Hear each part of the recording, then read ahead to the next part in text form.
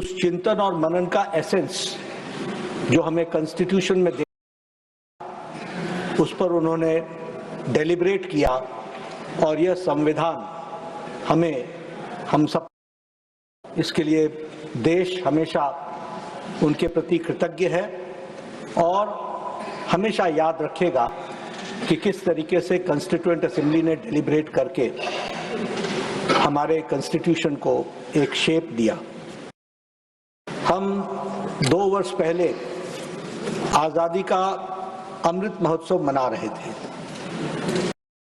भाग्यशाली है जिनको ये मौका मिला कि हम अपने आजादी के अमृत महोत्सव में सके और आज हम संविधान के एडॉप्शन पर अपने 75 वर्ष पूरे हो, इस मौके के भी हम चश्मदीद गवाह बन रहे हैं और कुछ ही समय बाद, कुछ ही दिनों बाद हमें अपने रिपब्लिक को, गणतंत्र को 75 साल पूरे होते हुए देखने का भी सौभाग्य मिलेगा और उसका भी चश्मदीद गवाह होने का सौभाग्य मिलेगा। ये जो सेलिब्रेशंस है, ये जो हम उत्सव के रूप में मनाते हैं, यह एक तरीके से हमारी संविधान के प्रति समर्पण, संविधान के प्रति प्रतिबद्धता, संविधान के प्रति कमिटमेंट को मजबूती प्रदान करता है। चाहे कोई सदन में उस तरफ हो चाहे इस तरफ हो, चर्चा, वाद विवाद और डिस्कशन, कुल मिलाकर के ये सारी डिस्कशन एक तरीके से हम अपने संविधान को मजबूती देने में, कमिटमेंट के साथ खड़े होने में एक अवसर प्रदान करता है और इसीलिए इस अवसर को, राष्ट्रीय लक्ष्य को पूरा करने के लिए हम सब इसका सदुपयोग करेंगे, ऐसा मेरा विश्वास है। हम सब जानते हैं कि भारतवर्ष लार्जेस्ट डेमोक्रेसी तो है ही, लेकिन जैसा हमारे प्रधानमंत्री जी ने कहा, it is not only the largest democracy but it is the mother of democracy that we have to understand. यह लोकतंत्र की जननी है और जब हम इसको लार्जेस्ट डेमोक्रेसी की बात करते हैं तो हमें यह भी ध्यान में रखना चाहिए कि संविधान समिति के सदस्य, संविधान के निर्माता इस बात को जानते थे। यह देश नेशन इन मेकिंग नहीं है, यह नेशन था, देश था और यह पुरानी हमारी मान्यताओं के आधार पर, हमारी संस्कृति के आधार पर, हमारे एथोस के आधार पर, हमारे पुरातन विचार पर यह समाहित था और इसीलिए आप कॉन्स्टिट्यूएंट असेंबली की डिबेट्स को जब देखेंगे तो हमेशा भारत की संस्कृति, भारत का इतिहास, भारत का गौरवमय इतिहास, इसका बार बार उल्लेख होता है। और जब हम पुरातन विचार की बात करते हैं और हम इंडियन एथोस की बात करते हैं तो इंडियन एथोस में हम पाते हैं democracy comprises of freedom, acceptability, equality, inclusivity in society and allow the common citizens to lead a quality and a dignified life. इसके लिए ये विचार कॉन्स्टिट्यूएंट असेंबली के सदस्यों के मन में भरपूर पूर्ण तरीके से समाहित था और ये चर्चा हम सबको देखने को मिलती है। हम अगर ऋग्वेद की बात करें, अथर्ववेद की बात करें और हम अपने पुराने मैन्युस्क्रिप्ट्स की बात करें तो हमें ध्यान में आता है कि सभा, समिति, संसद, इन सभी शब्दों का प्रयोग हुआ है। यह इस बात को बताता है कि हमारे यहां डिस्कशन, डिबेट, डेलिब्रेट, ये हमारे एथोस में, हमारी कल्चर में, हमारे संस्कृति में विराजमान रहा है और उसी को आगे बढ़ाने में हमारे संविधान निर्माताओं ने इस बात को रखा। भारत पुनः उन बातों को समझकर, ध्यान रख करके, अपने गौरवमय इतिहास को ध्यान में रख करके, अपनी संस्कृति, अपनी सभ्यता को ध्यान में रख वह जो ये राष्ट्र है विच इज टाइम्स इमेमोरियल, उसको ध्यान में रख करके हम का निर्माण कर रहे हैं। हमें जम्बूद्वीप, भारतवर्ष, आर्यवर्त, भारतवर्ष, इन शब्दों का प्रयोग आजादी के बहुत बहुत पहले हम लोगों ने उपयोग में लाया। इस बात का प्रमाण है कि हम निश्चित रूप से अपनी संस्कृति को ध्यान में रख करके हम सबने संविधान का फॉर्मेशन किया। मैं यहाँ ये भी ध्यान में लाना चाहता हूँ, आजकल हमें संस्कृति की बातचीत करते हैं तकलीफ भी होती है कई लोगों को, बात करते हैं तो कई बार लोग ये महसूस करते हैं कि हम प्रोग्रेसिव नहीं हैं। मैं उनके सिर्फ ध्यान में लाना चाहता हूं कि संविधान की मूल प्रति में भी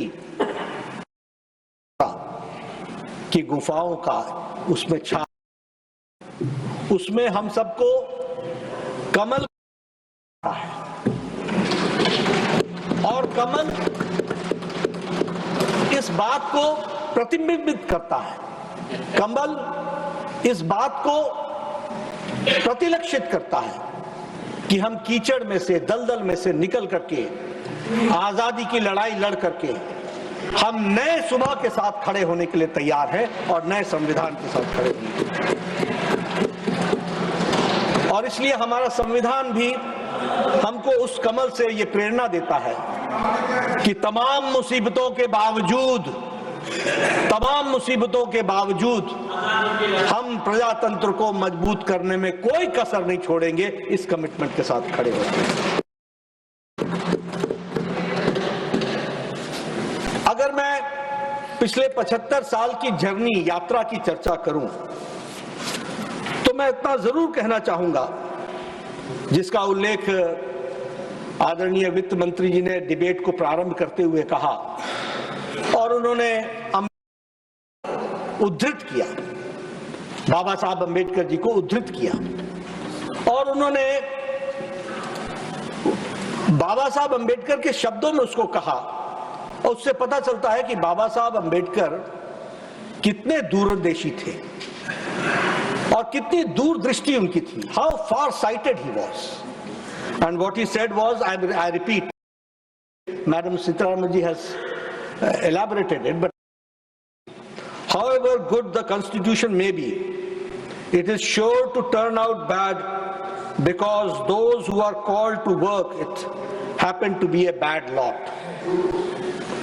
However bad the constitution may be, it may turn out to be good if those who are called to work it happen to be a good lot.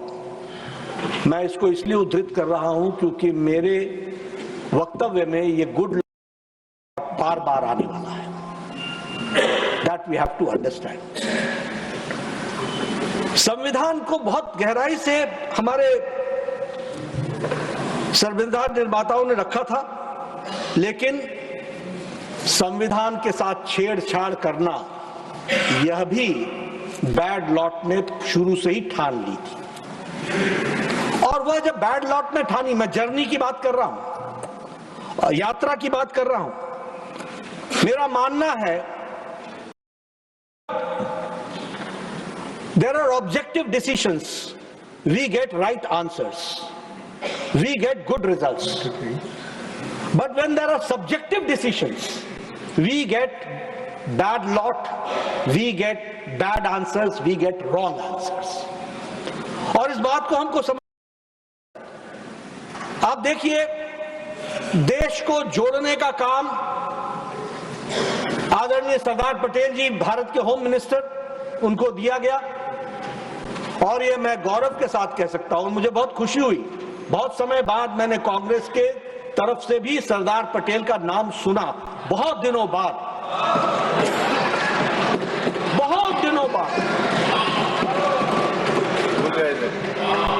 After years I heard from the Mukharbin of the Congress people speaking about Law Purush Sardar Vallabh Bhai Patel।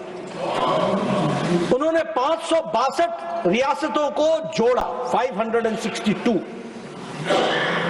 the Iron Man, and one was left, and that was Jammu Kashmir to the then Prime Minister Jawaharlal Nehru.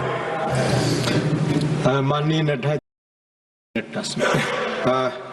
माननीय सदस्यगण, on behalf of this august house, I have great pleasure in welcoming His Excellency Mr. Alen Simonian, President of the National Assembly of the Republic of Armenia, along with the members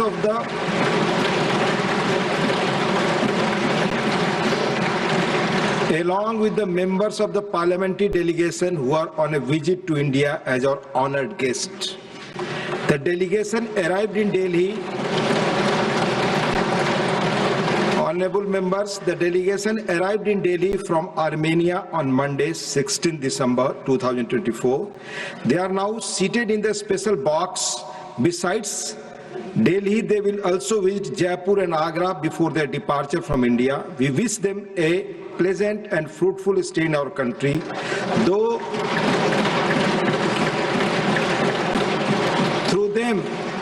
Through them we convey our greetings to the members of the Parliament of Armenia, the government and the friendly people of Armenia. Honorable Nataji, please. तो मैं कह एक जम्मू कश्मीर की रियासत जिसका जिम्मा जवाहरलाल नेहरू जी उस समय के प्रधानमंत्री जी ने लिया था, और हम सब जानते हैं महाराजा हरि सिंह ने जो इस देश के साथ जम्मू कश्मीर की रियासत को विलय किया था, लेकिन एक एक्स्ट्राऑर्डिनरी प्रोविजन के माध्यम से इस बात का प्रयास हुआ कि शेख अब्दुल्ला को जम्मू कश्मीर के विषयों में इन्वॉल्व किया जाए, और उसके लिए जम्मू कश्मीर के बारे में जवाहरलाल नेहरू ने शेख अब्दुल्ला से कहा कि आप अंबेडकर से बात करो, अंबेडकर जी से बात करो। बाबा साहब अंबेडकर जी को जब उन्होंने अप्रोच किया तो आर्टिकल 370 जो बाद में आया, वह उसके बारे में बाबा साहब अंबेडकर ने क्या कहा वो मैं आपको उद्धृत करना चाहता हूं। उन्होंने कहा, you wish India should protect your borders, she should build roads in the area, she should supply you food grains, Kashmir should get equal status as India. Government of India should have only limited powers, should have no rights in Kashmir. To give consent to this proposal would be treacherous thing against the interest of India, and I as a law minister of India do it. बड़े स्पष्ट शब्दों में करने शेख अब्दुल्ला के, लेकिन संविधान पर आघात तो शुरुआत हो चुकी थी। आर्टिकल 370 आया और आर्टिकल 370 के ही विरोध में मुझे ये गौरव है ये बोलते हुए कि उस समय के जनसंघ के संस्थापक अध्यक्ष डॉक्टर श्यामा प्रसाद मुखर्जी ने इस आवाज को उठाया और कहा, एक देश में दो निशान, दो विधान और दो संविधान, दो प्रधान नहीं चलेंगे। और उन्होंने बलिदान, श्रीनगर की जेल में संधि उन्होंने अंतिम सांस ली, ये इस बात का प्रमाण है। और श्यामा प्रसाद मुखर्जी जी के the good lot and the bad lot, Shyama Prasad ji ने चिट्ठी लिखी जवाहरलाल नेहरू जी को और यह कहा कि इसका इन्वेस्टिगेशन होना चाहिए। उनकी रहस्यमय मौत हुई है, लेकिन वह आवाज दबा दी गई, वह रिक्वेस्ट को नकार दिया गया। यह भी इतिहास के पन्नों में दर्ज है। मैं यह भी बताना चाहता हूं कि नहीं सिर्फ आया, again it is a question of good lot and bad lot, कैसे चीजें चेंज करती हैं। आर्टिकल 370 में एक प्रेसिडेंशियल ऑर्डर के माध्यम से 1954 में 35A लाया गया और 35 को प्रेसिडेंशियल असेंट जो दिया गया, that was done without parliamentary debate. उस पर पार्लियामेंट में डिबेट नहीं हुई। आजकल बहुत चर्चा होती है डेमोक्रेसी की, आजकल बहुत चर्चा होती है प्रजातंत्र की। आप 370 में 35A प्रेसिडेंशियल ऑर्डर से लाते हैं और आप उसकी डिबेट तक नहीं करते हैं, bypassing the usual parliamentary procedures. 35A लागू हो गया और वो 35A डिफाइन करता था कि जम्मू कश्मीर में कौन जम्मू कश्मीर का नागरिक होगा, who will be this citizen, और जम्मू कश्मीर के दृष्टि से उसी को जो 1944 के पहले रहा करते थे। बाकी किसी को भी स्टेट का सिटीजनशिप, स्टेट की डोमिसाइल नहीं दी जाएगी। और मैं पहले ही बता चुका हूं कि एक देश में 2 विधान हो गए थे, 2 प्रधान हो गए थे, 2 निशान हो गए। तो एक काम दिया प्रधानमंत्री जवाहरलाल नेहरू, और वह हम सबको धारा 370 के रूप में देखने को मिला, दरवाजे से 35A देखने को मिला। और इसके माध्यम से मैं यहां पर यह भी बताना चाहता हूं कि जो POK से आए हुए, पाकिस्तान ऑक्युपाइड जम्मू कश्मीर से जो आए, वह शरणार्थी भी जम्मू कश्मीर के नागरिक नहीं बन सके। इसको भी हमको ध्यान में रखना चाहिए। नतीजा क्या निकला? नतीजा यह निकला कि आप देखिए, what was the impact of article 370। इस पर कभी चर्चा नहीं हुई, और मैं इसलिए कहता हूं कि संविधान ने क्या क्या जर्नी देखी है वो हमको समझना चाहिए।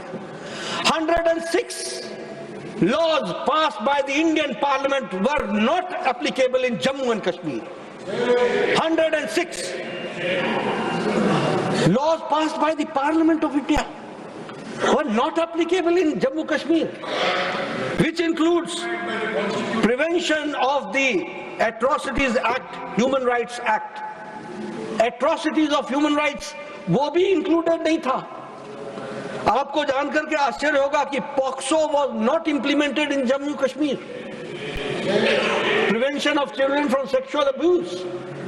आपको जानकर के आश्चर्य होगा कि women property right was not implemented, जिसके सबसे बड़े वोकल एडवोकेट जवाहरलाल नेहरू थे। That was not applicable in Jammu. और आपको जानकर के यह भी आश्चर्य होगा कि अगर कश्मीरी बहन किसी नॉन कश्मीरी से शादी हो जाए तो वो भी प्रॉपर्टी राइट से वंचित हो जाती थी। यह स्थिति आकर के खड़ी। और राजीव गांधी जी ने 73rd 74th अमेंडमेंट एक्ट लागू किया, वह भी जम्मू कश्मीर पर लागू नहीं था। That was also not applicable on Jammu and Kashmir. Gujjar Bakarwal को reservation not applicable. Reservation to ST, आज हम सब लोग बड़े चैंपियन बनते हैं SC ST। कहां चुप रहे सब? कहां क्यों नहीं बोल पाए ST के रिजर्वेशन के बारे में? क्यों नहीं बोल पाए गुजर बकरवाल के रिजर्वेशन के बारे में? मैं यहां यह भी आपको बताना चाहता हूं, पाकिस्तान से आए हुए हमारे यहां इस देश में 3 प्रधानमंत्री और उप प्रधानमंत्री हुए। मनमोहन सिंह जी वेस्ट पाकिस्तान से आए थे, वो यहां आकर के प्रधानमंत्री बने। IK गुजराल वेस्ट पाकिस्तान से आए थे, वो यहां पर प्रधानमंत्री बने। हमारे deputy prime minister Lal Krishna Advani ji waste Pakistan से आए थे, वो यहां पर डिप्टी प्राइम मिनिस्टर बने। लेकिन आप आश्चर्य करें कि पाकिस्तान ऑक्युपाइड कश्मीर से आया हुआ व्यक्ति जम्मू कश्मीर की विधानसभा में पंचायत का चुनाव नहीं लड़ सकता था। वो विधानसभा का सदस्य नहीं बन सकता था। ये आर्टिकल 370 जिसके बारे में अभी भी लोग बोलते हैं 370 को वापस लाना चाहिए, वो आर्टिकल 370 क्या देता था? यानी वो पंचायत का चुनाव न लड़ सके, विधानसभा का सदस्य न बन सके, विधानसभा में वोट न दे सके। They were not allowed to give votes. ये स्थिति आकर के खड़ी थी और ये आर्टिकल 370 के तहत हम लोगों को देखने को मिला। आपको जान करके बहुत आश्चर्य होगा कि जम्मू कश्मीर में पंजाब से सफाई कर्मचारियों को लाया गया और उनको कहा गया कि आप यहां पर हम जम्मू कश्मीर की नागरिकता देंगे। आप आश्चर्य करेंगे उपसभापति जी कि उनको इतने सालों तक सिर्फ सफाई कर्मचारी की नौकरी का अधिकार था, बाकी उनका बेटा न डॉक्टर बन सकता था, न इंजीनियर बन सकता था, न वो एडमिशन ले सकता था। आप देखिए कि कानून को की धज्जियां इस आजाद भारत में, अगर हम ग्लोरियस जर्नी ऑफ 75 इयर्स की चर्चा कर रहे हैं तो ये बातें सामने आनी चाहिए कि सफाई कर्मचारी का बेटा सफाई कर्मचारी बन सकता है। He will not get admission in engineering college. He will not get admission in in medical, and he will not get any reservation for any services in Jammu Kashmir. यह स्थिति ला करके खड़ी की। मैं धन्यवादी हूं इस पार्लियामेंट का, और again after the bad lot we got the good lot, and at the good lot on 5th of August 2019 abrogated Article 370, निरस्त कर दिया। मुझे याद है पुराने हॉल में सब लोग आके यहां बैठे हुए थे धरने पर। इतिहास इस बात का गवाह है कि आप किस कानून के लिए धरना दे रहे थे, किस कानून का विरोध कर रहे थे, किस लिए विरोध कर रहे थे। आज आदरणीय प्रधानमंत्री जी को मैं बहुत बहुत फिर से बधाई देता हूं कि उनके सूझबूझ के कारण आज जब भारत का अभिन्न अंग बन गया, पार्ट एंड पार्सल बन गया, ये हमको ध्यान रखना। अभी कल हमारे आदरणीय खड़गे जी अब कहते हैं कि हम इमरजेंसी की चर्चा करते हैं। भाई आपने 25 साल में ये तोहफा दिया संविधान में, 25 साल का पहला तोहफा आपकी तरफ से आया, हम चर्चा क्यों ना करें। आप कहते हैं कि अब कल अभिषेक मनु सिंघवी जी कह रहे थे अरे भाई हमने माफी मांग ली, माफी हो गई, आप इमरजेंसी को छोड़ दीजिए। हम कैसे मान लें? अभी इमरजेंसी को आए हुए 50 साल अगले साल हो जाएगा। 25 तारीख को लोकतंत्र विरोधी दिवस मनाएंगे। इंडियन नेशनल कांग्रेस भी उसमें शामिल हो, इस बात का हम आह्वान करते हैं।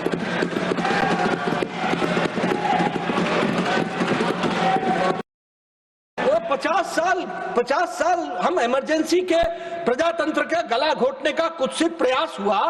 अगर आपके दिल में कहीं भी उनके प्रति कोई रहम है, अगर आपके दिल में कहीं कोई प्रायश्चित है, तो मैं आह्वान करता हूं और आपको बिफोर टाइम बताता हूं, जून 2025 जरूर आप लोकतंत्र विरोधी दिवस में शामिल होइए और उसके बारे में आप चर्चा कीजिए। अब उसमें भी मैं एक बात कहना चाहता हूं, इमरजेंसी किस लिए लगी? देश को खतरा था क्या? देश को खतरा था क्या? नहीं, देश को खतरा नहीं था, कुर्सी को खतरा था।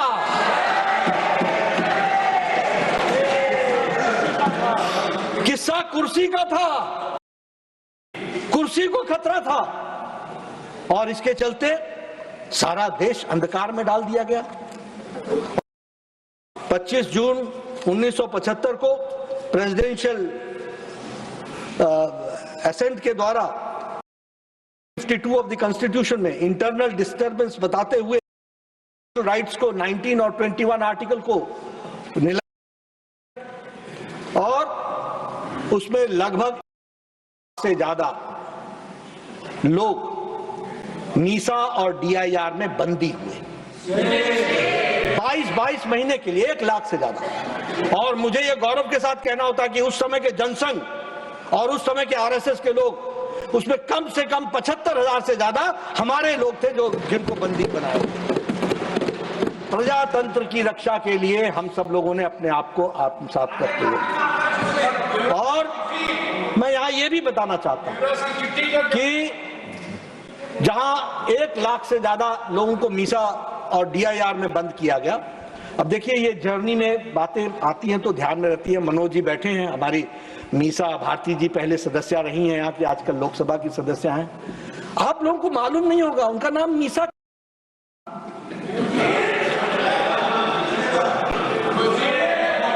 मैं छात्र था, I was intermediate at that point of time in Patna. I was twice arrested from the class. हम पढ़ने गए थे, हमको क्लास से अरेस्ट किया गया, हमने वो भी दिन देखे। लेकिन मीसा नाम क्यों पड़ा?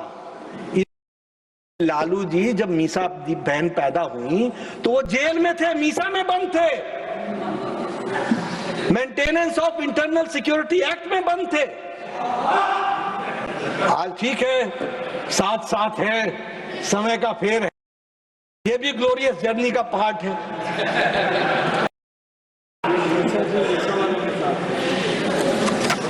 मैं यहां एक बात और कहना चाहता हूं।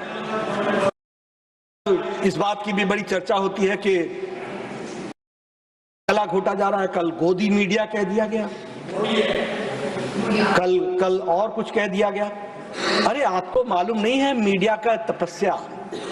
आप जरा 1950 एक्सप्रेस और स्टेट्समैन के आप एडिटोरियल्स निकाल करके देखिए, ब्लैंक है, ब्लैंक। डट के खड़े रहे।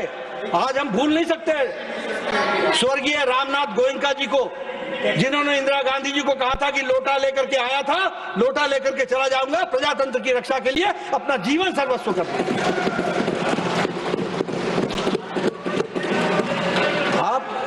आप मॉडर्न, इनका तपस्या का डेफिनेशन दूसरा है। आप देखिए कैसे लोग थे जिन्होंने बहादुर शाह, घेरा छा गया था, सेंसरशिप लग गई थी। कुछ लिखने के पहले सेंसरशिप से उसकी क्लियरेंस चाहिए थी। मीठी मीठी लिखो, खट्टी खट्टी बंद करो। और आज आप गोदी मीडिया की बात करते हो। हमें मीडिया को सैल्यूट करना चाहिए। जब समय क्राइसिस का आया तो मीडिया खड़ा रहा, डट करके खड़ा रहा और उसने इमरजेंसी को विरोध। और आप देखिए, आपकी कुर्सी खतरे में पड़ी। आपने 39th, ये कॉन्स्टिट्यूशनल जर्नी का पार्ट है, 39th कॉन्स्टिट्यूशनल अमेंडमेंट एक्ट 1975 आप लेकर के आ गए। और क्या कहा आपने? उपसभापति जी, उसमें कहा कि राष्ट्रपति, उपराष्ट्रपति, स्पीकर और प्रधानमंत्री जी, इनके इलेक्शन को कोई चैलेंज नहीं करेगा, कोई चैलेंज नहीं करेगा। आप बताइए ये ब्लैक लॉ था कि नहीं था? आप बताइए ये बैड लॉ था कि नहीं था? क्या आप जुडिशियल स्क्रूटनी से अपने आप को निकाल रहे थे? और उसमें भी देखिए फिर आपने क्या कहा, अप्लाइड रेट्रोस्पेक्टिवली, पीछे से लागू होगा, यानी अपने करतूतों को छुपा, करतूतों से बचने का तरीका ढूंढने का काम किया। और उसके बाद आप देखिए, आप यहीं पर रुक जाते तो भी हम समझते। आप 42nd कॉन्स्टिट्यूशनल अमेंडमेंट एक्ट 1976 लेकर के आ गए। वो 42nd कॉन्स्टिट्यूशनल अमेंडमेंट एक्ट 1976 क्या था? उसके इतनी फार रीचिंग इफेक्ट थे, इतने फार रीचिंग इफेक्ट थे कि it was almost like the rewriting of the constitution. It was almost mini constitution and it made the constitution unrecognisable. आज हम संविधान निर्माताओं की चर्चा करते हैं तो हमें यह ध्यान में रखना चाहिए कि आपने कॉन्स्टिट्यूशन के स्पिरिट को चेंज करने का प्रयास किया है, कुछ से प्रयास। आपने कॉन्स्टिट्यूशन को रीराइट करने का प्रयास किया है। और अमेंडमेंट क्या लाए? That prevented judiciary from any constitutional amendment from being called in question in any court on any ground. हमारे संविधान निर्माता कॉन्स्टिट्यूशन के बेसिक स्ट्रक्चर पर चर्चा कर रहे थे, हमारे संविधान के निर्माता इस पर चर्चा कर रहे थे। और उन्होंने इंश्योर किया और यहां जुडिशियल रिव्यू में जुडिशरी को कर्टेल करके एक ही स्ट्रोक में फैसला कर दिया कि कोई भी फैसला कॉन्स्टिट्यूशनल अमेंडमेंट का वह कोर्ट के किसी भी ग्राउंड पर वह कोर्ट में से की स्क्रूटनी से बाहर रहेगा। और इतना ही नहीं, it restricted the courts to issue orders and injunctions. ये सारे का सारा उसमें 42nd अमेंडमेंट एक्ट में जोड़ा गया। और देखिए आपने प्रीएम्बल के साथ भी छेड़छाड़ कर दी, प्रीएम्बल के साथ भी, उसमें सोशलिस्ट, सेक्युलर, हाँ जोड़ना चाहिए था, लेकिन आप अगर संविधान पढ़ा होता और संविधान के निर्माताओं के आकांक्षाओं को समझा होता तो आपने नहीं जोड़ा होता। क्योंकि डॉक्टर अंबेडकर ने क्या लिखा? अंबेडकर ने लिखा, there was no need to include the term secular as the entire constitution embodied the state, which meant no discrimination on grounds of religion and equal rights and status of all citizens. अब आप बताइए, संविधान के drafting committee के chairman ने स्पष्ट लिख दिया था कि सेकुलर शब्द की जरूरत नहीं है। चर्चा हुई थी, संविधान सभा में इसकी चर्चा हुई थी, लेकिन आपने सोचा कि अब हम वोट बैंक की पॉलिटिक्स करें, हम अपीजमेंट एक के साथ दो साधें और वोट बैंक की पॉलिटिक्स में माइनॉरिटीज को प्लीज करें। अरे जो संविधान निर्माताओं ने कहा कि हमारे में रचा बसा है, उसके बारे में आप जोड़ रहे हो। ये संविधान के निर्माता ने लिखा। उसी तरीके से के बारे में क्या लिखा डॉक्टर अंबेडकर ने? On the inclusion of the term socialist, he said it is against the very grain of democracy to decide the constitution that what kind of society the people of India should live in. ये हमारे democracy के मूल चरित्र को challenge करता है कि भारत के लोग किस तरीके के सोसाइटी में लिव करना चाहे, रहना चाहे, ये वो तय करेंगे, ये हम नहीं तय करेंगे और ये संविधान नहीं तय करेगा। ये डॉक्टर अंबेडकर ने कहा है। लेकिन आपने अपने आप को प्रोग्रेसिव बताने के लिए, अपने सेकुलर शब्द माइनॉरिटीज को अपीजमेंट करने के लिए और सोशलिस्ट शब्द अपने आप को प्रोग्रेसिव बताने के लिए, little left towards from the centre, इसको बताने के लिए आपने सोशलिस्ट शब्द का इस्तेमाल किया। और उसमें मैं ये भी कहना चाहता हूं कि आप यहीं पर नहीं रुके, आपने जुडिशरी, कल मैडम निर्मला सीतारमण जी ने सीएम स्टीफन का वक्तव्य पढ़ा है। यहाँ पर क्या लगता है उस वक्तव्य में? किस तरीके से जुडिशरी को एक तरीके से प्रताड़ना करने का शब्दों का उपयोग किया गया है, आर्म्स ट्विस्टिंग की गई है, धमकी दी गई है। आज की बात करिए ना, और धमकी देकर के, और वो भी पार्लियामेंट के अंदर। आप भी कोई हमारे बीजेपी के नेता का उद्धृत कर दे वर्णन जिसमें हम लोगों ने कभी जुडिशरी पर कुछ कहा, ट्विस्टिंग की गई। और देखिए आपने जो हिज होलीनेस केशवानंद भारती और स्टेट ऑफ केरला 1973 का जो जजमेंट था, 13 जजमेंट में से 7-6 पर जो जजमेंट था, जिसमें उन्होंने द बेसिक स्ट्रक्चर डिफाइन किया, basic structure of the constitution.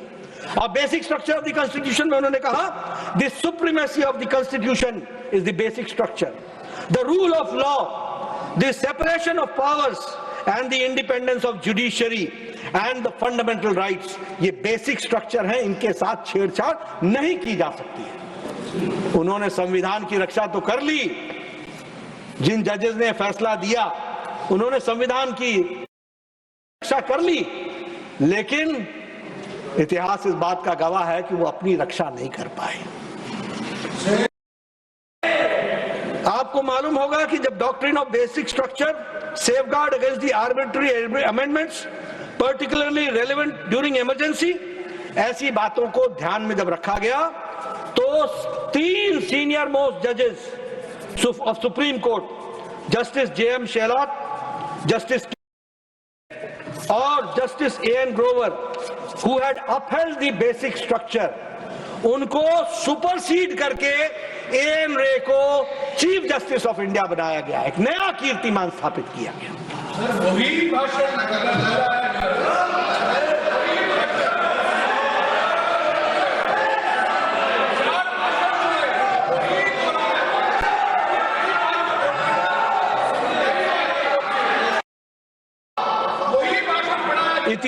को पुख्ता करना ये हमारी जिम्मेवारी है सभापति जी।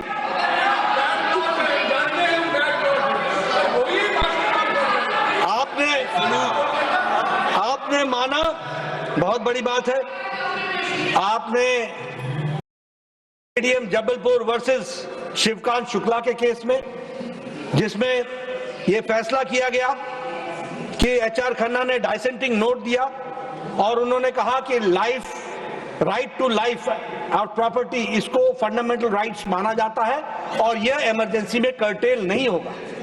तो आपने जस्टिस एचआर खन्ना को भी चलता कर दिया और वो जब उनकी चीफ जस्टिस बनने की बारी आई तो उसको भी सुपरसीड कर लिया। आपने जुडिशरी को किस तरीके से आपने करके रखा वह भी हमको ध्यान में रखा है। मैं यहां ये भी, आप जुडिशरी को आपने कर्टेल तो किया ही, लेकिन now I will talk about the 44th amendment act of 44th amendment act, और उसमें हमने इमरजेंसी के कारण को रीडिफाइन किया और इंटरनल डिस्टर्बेंस की जगह पर हम लोगों ने आर्म्ड रिबेलियन को कॉज माना इमरजेंसी का। उसी तरीके से हम लोगों ने यह भी कहा कि कैबिनेट के साथ साथ पार्लियामेंट का भी असेंट चाहिए और वो भी 1 महीने के अंदर चाहिए। Now you can understand the difference between the bad lot and the good lot. Sir, but bad lot voted with the good lot. Bad lot voted with the good lot. मैं यहाँ के आर्टिकल 352 जिसके बारे में कल सुधांशु भाई ने बहुत विस्तृत रूप से चर्चा की, अन्य वक्ताओं ने भी चर्चा की, लेकिन ऑन रिकॉर्ड तो लाना ही पड़ेगा कि आज आप वन नेशन वन इलेक्शन से बड़े विरोध में खड़े हो रहे हैं।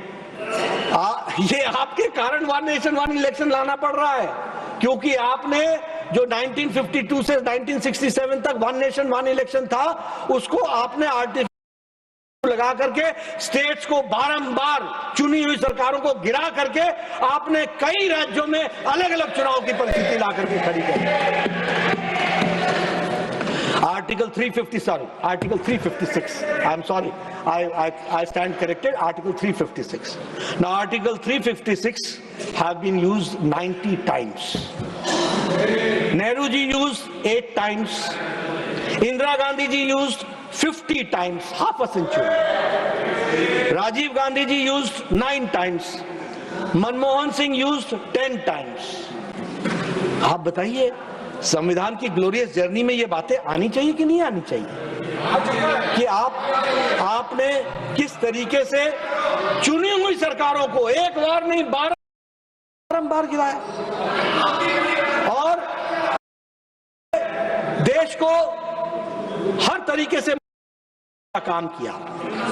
मैं यहां पर मुस्लिम माइनॉरिटी अपीजमेंट की बात भी करना चाहता हूं।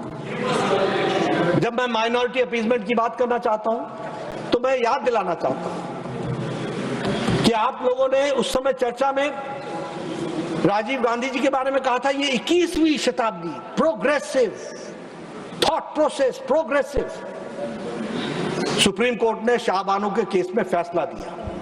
एक इंदौर की महिला को कंपेंसेशन के रूप में उसको तलाक के बाद उसको जीवन यापन के लिए उसका फैसला हुआ।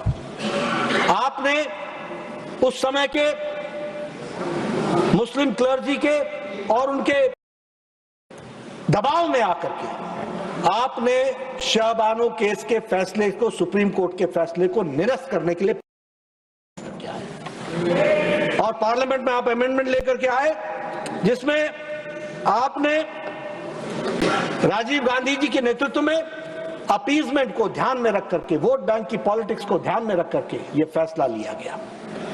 और मैं यहां एक बात और जोड़ देना चाहता हूं कि सुप्रीम कोर्ट बार बार बोलता था कि ट्रिपल तलाक समाप्त होना चाहिए, ट्रिपल तलाक समाप्त होना चाहिए। आप में करेज नहीं था, आप वोट बैंक पॉलिटिक्स से दबे हुए थे, आप अपीजमेंट से दबे हुए थे, आप अपीजमेंट को नरिश कर रहे थे। ये प्रधानमंत्री नरेंद्र मोदी जी हैं जिनकी दूरदृष्टि और पक्के इरादे से ट्रिपल तलाक को समाप्त किया गया और हमारी मुस्लिम बहनों को मेन स्ट्रीमिंग करने का काम किया तो हमारे प्रधानमंत्री मोदी जी। और यह भी ग्लोरियस जर्नी ऑफ कॉन्स्टिट्यूशन की यात्रा में लिखा जाएगा कि किस तरीके से। और ट्रिपल आपके माइनॉरिटीज्म और आपकी अपीजमेंट कहां तक पहुंची है, इसके बारे में मैं थोड़ा सा हाउस को बताना चाहता हूं। सभापति ji, there is no triple talaq in Bangladesh, there is no triple talaq in Pakistan, there is no triple talaq in Afghanistan, there is no triple talaq in Syria, there is no triple talaq in Indonesia. These are all Muslim declared, constitutionally Muslim declared states, Islamic states. यहां triple तलाक नहीं है, लेकिन हमारा secular का version देखो कि हम यहां पर माइनॉरिटी अपीजमेंट को ध्यान में रख करके ट्रिपल आए हुए थे। सुप्रीम कोर्ट ने बोल रखा था कि नहीं, लेकिन again the good Lord gets the credit that it was Prime Minister Narendra Modi ji which finished the triple talaq and brought sisters into the mainstream. अभी मैं कुछ बाउंड्रीज के बारे में भी चर्चा करना चाहूंगा। संविधान के दृष्टि से मैं ये कहना चाहता हूं कि जब सीडिंग ऑफ टेरिटरीज का सवाल आता है, the Congress party has neither been protecting India's sovereignty and territorial integrity, efforts to reduce the India's influence in our neighborhood. I start with Kashmir. In 1949, our valiant military had achieved success on the battlefield. A ceasefire was accepted by Pandit Nehru. That is why even today we have Pakistan occupied Kashmir. ये आपका योगदान है, इसको हमको ध्यान में रखना चाहिए। मैं यहाँ ये भी बताना चाहूंगा, and the House must be aware also, that the House is also aware that China had occupied 38,000 square kilometers of Indian territory and received through illegal transfer of another 5,180 square kilometers from Pakistan. China could do this because Jawaharlal Nehru neglected defense preparations, including the broader border infrastructure, and was diplomatically naive. We all know that this occupation has been consistently undermined by Congress to protect the leader's image. हमेशा अंडरप्ले करने की कोशिश हुई है। अगर बात करूं, where Myanmar was concerned, the circumstances regarding to the transfer of our control on Coco Islands in 1950s remains unclear even today. अभी तक unclear है। We also have seen a record of unconcern about the developments that impinge on our national security. Between 2008 and 10, we stood by silently as China built it, the Hamban Tota port in Sri Lanka. Appreciate the significance of this development for India's interests. In Maldives, an anti-Indian movement in 2012 led to the exit of Indian investment in key sectors. This too was always not countered by the Congress. अब मैं अगर कच्ची थीवू islands की बात करूं, islands के बारे में आपने संविधान को फिर बाईपास कर दिया। You have bypassed. संविधान क्या कहता है? संविधान कहता है दैट थीवू के मैं बताऊं कि Katchatheevu is an island which was under the jurisdiction of Tamil Nadu before it ceded to Sri Lanka in 1974. Mrs. Gandhi ने 1974 में कच्ची थीवू को यूनिलैटरली दे दिया, and the transfer was executed without amending the Constitution of India, without amending the Constitution of India, raising significant constitutional and legal questions. अब देखिए Article 1. Yes. Now violation of Article 1 of the Constitution. Article 1 of the Constitution क्या कहता है? Transferring of any part of Indian territory to another country requires a constitutional amendment under Article 368 as it results in altering the territory of India. However, no such amendment was made for the transfer of Kachchi Thivu. ये स्थिति ला करके खड़ी की। मैं अगर boundaries की बात करूं तो एक चर्चा और करना चाहूंगा। इंडिया बांग्लादेश आप He is not yielding. Are you yielding, sir? चलिए Okay. Tiruchi Shiva. Sir, was considered to Sri Lanka. The DMK was in power in Tamil Nadu and allegations have all been raised. But the DMK passed a resolution in the assembly that Kachchi ceded to Sri Lanka, and our members also here have opposed that when who were in parliament, sir.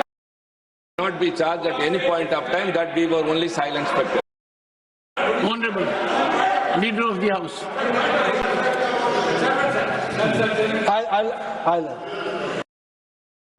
I take the words of Tiruchi Shivaji, but now it's a time to rethink association with Indian National Congress also.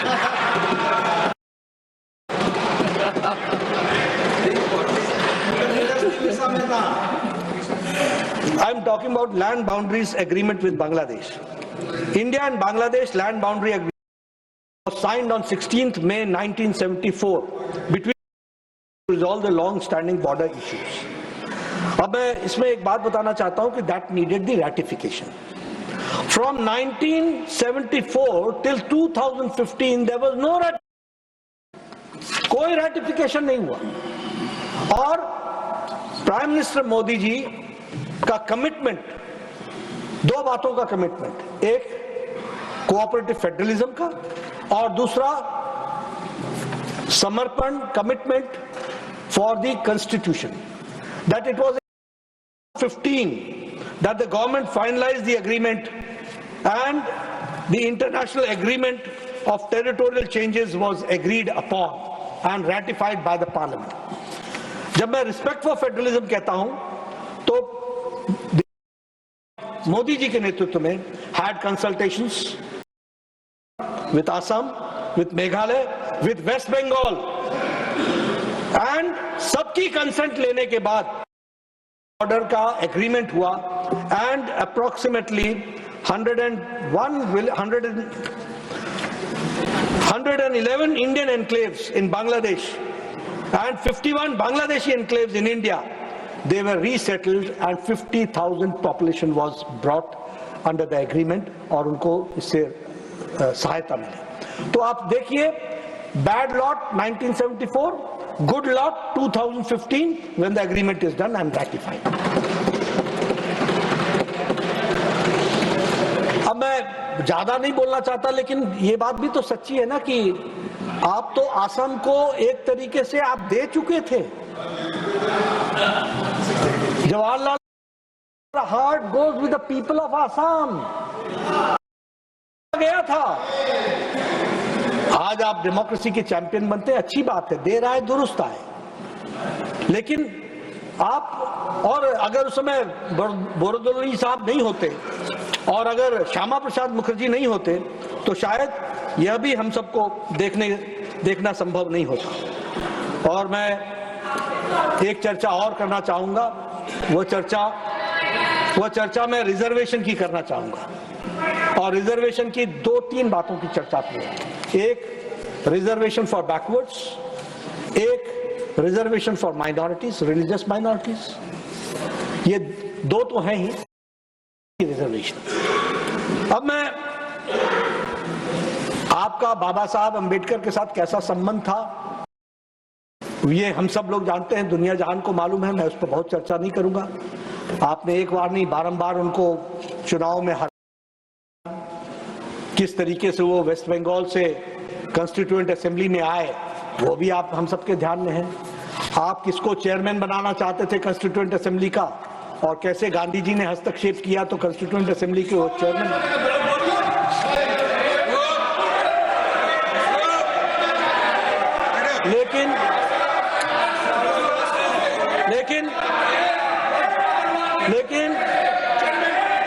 लेकिन सभापति जी, अब backward की by using the word backward में He is not yielding. Committee. He is not yielding. Jairam ji, leader of the house, is not yielding. ठीक है, I'll do that. But using the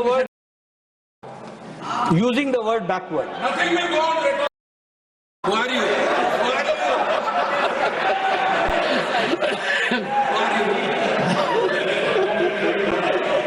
The Constituent Assembly ने backward के बारे में कहा कि reservations generally to the disadvantaged communities, और Ambedkar merit को भी ध्यान में रखना चाहिए और डिसएडवांटेज ध्यान में रखना चाहिए। There should be a balance और रिजर्वेशन को लागू करना चाहिए।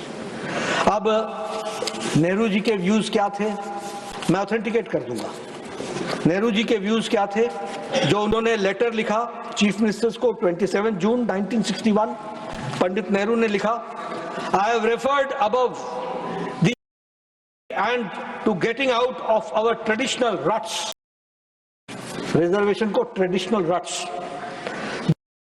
necessitates our getting out of the old habit of reservation and particular privileges being given to the caste, this group or that group. The recent meeting we held, which the chief ministers were present, to consider national integration, laid down that help should be given to economic considerations and not to the caste. It is true that we have tied up with certain rules and conventions about helping the scheduled castes and tribes. They deserve help, but even so, I dislike any kind of reservation, more particularly in services. I react strongly against anything which leads to inefficiency and second-rate standards. Backwards were called as second-rate standards. I want my country to be first-class country in everything. The moment we encourage second-rate, we are lost. आप देखिए, see the mentality.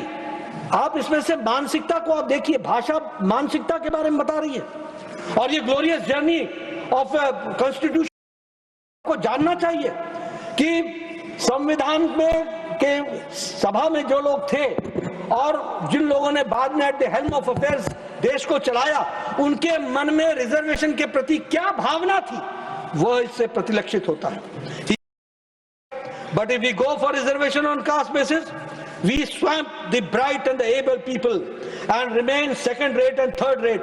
I am grieved to learn of how far the business of reservation has gone based on caste considerations.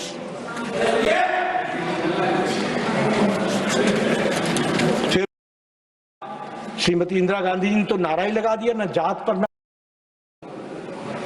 फिर हमारे Rajiv Gandhi ji reservation पर, मैं पूरा पढ़ रहा हूं, वो तो आप बोलेंगे ना, मैं तो जात पर बात पर ही बोलूंगा। मैं आपका प्रोपोगेटर तो नहीं हूं।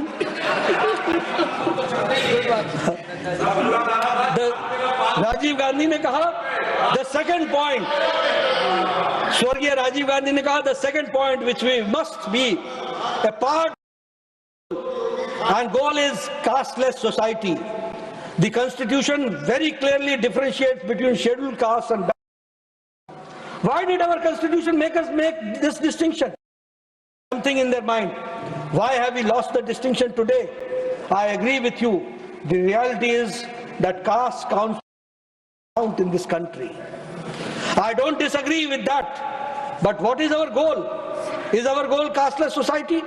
If our goal is casteless society, surely every step that we take, we might have made mistakes in the past, and I am including myself in that if you believe in casteless society, every major step you may take must be such that you move towards a casteless society, and you must avoid taking any step which takes you towards a caste-ridden society.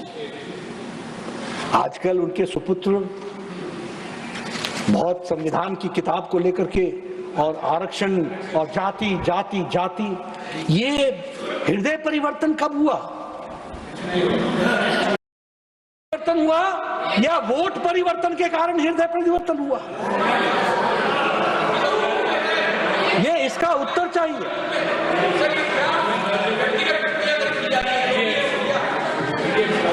अब उसके आगे क्या है वो सुन। No promotion of idiots in the name of reservation, and that promoting idiots in the name of reservation would harm the entire country. Will harm the entire country. ये हो गया आपका मत। जिन्होंने 55 साल राज किया उनका मत आपके सामने रखा। अब देखिए, आप काका कालेलकर रिपोर्ट आप लेकर के आए, आपने 1955 में काका कालेलकर रिपोर्ट रख दी और 1955 से लेकर तक आप बैठे रहे, आपने रिजर्वेशन के बारे में कुछ सोचा नहीं। आज आपको आतुरता हो रही है रिजर्वेशन की और आप बड़े चैंपियन बन रहे हैं। 22 साल आप बैठे रहे, आपने कुछ नहीं किया। फिर उसके बाद मंडल कमीशन आया। मंडल कमीशन कौन लेकर के आया? जनता पार्टी की सरकार लेकर के आई। मंडल कमीशन आप 1979 कमीशन, 1 जनवरी मंडल कमीशन 1979।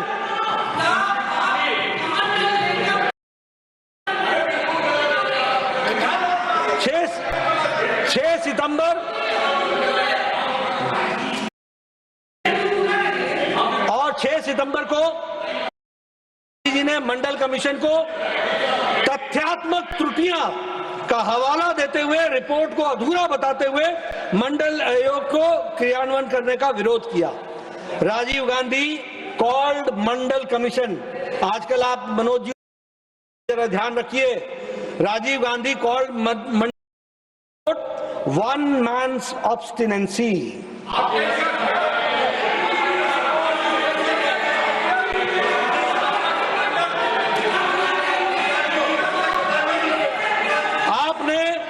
आपने पिछड़ा वर्ग के साथ कितना अन्याय किया। चौधरी चरण सिंह जी को प्रधानमंत्री, किसान पुत्र, बैकवर्ड प्रधानमंत्री, उनकी सरकार को गिराने का काम आपने किया। आपने, ये देवेगौड़ा जी हमारे आदरणीय बैठे हैं, पूर्व प्रधानमंत्री, बैकवर्ड कम्युनिटी को रिप्रेजेंट करते हैं, स्पीकर साहब हैं, चेयरमैन साहब हैं। आपने इनकी चुनी हुई सरकार को गिरा दिया। ये बैकवर्ड के चैंपियन बनने की कोशिश न करें। और अब अंबेडकर जी ने नेहरू जी के बारे में क्या कहा, वो ऑथेंटिकेट कर रहा हूं। 27 अक्टूबर 1951 को रामदासपुर पंजाब में कहा, just to see the leader of the Congress party Pandit Nehru, he has delivered 2000 speeches during the last 20 years, but he has never spoken about the welfare of the scheduled caste even once.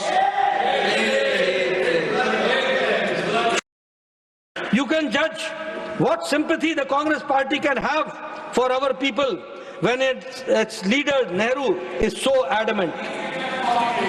उसी तरीके से reservation पर मैं बोलना चाहता हूं। सरदार पटेल जी ने 28 अगस्त 1947 को कॉन्स्टिट्यूएंट असेंबली में जो बात कही, वो भी मैं आपको उद्धृत करना चाहता हूं। उन्होंने कहा, I thought that our friends of the Muslim League see the reasonableness of our attitude and to accommodate themselves to the changed conditions after the separation of the country. But now I find them methods which were adopted when the separate electorates were first introduced in this country, and in spite of ample sweetness in the language used, there is full dose of poison in the method adopted. Sardar Patel ने बताया कि पहले जो आपकी नीयत थी वो फिर से प्रतिलक्षित और यह कंट्री के लिए हानिकारक है।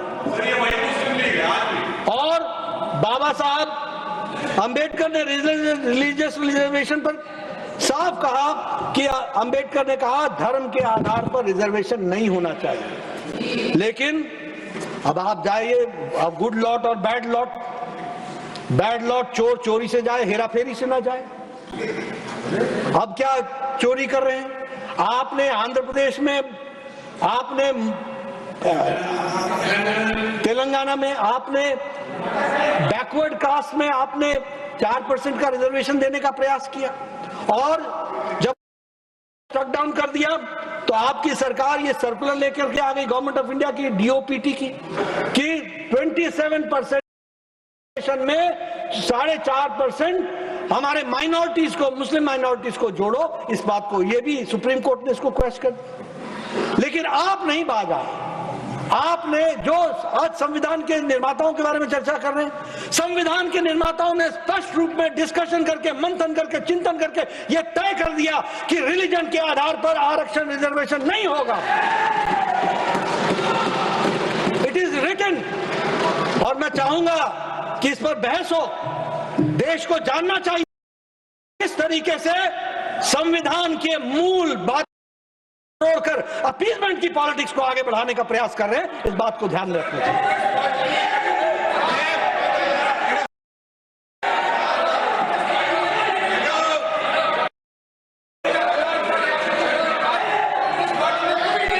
No guilty. Nothing can go record.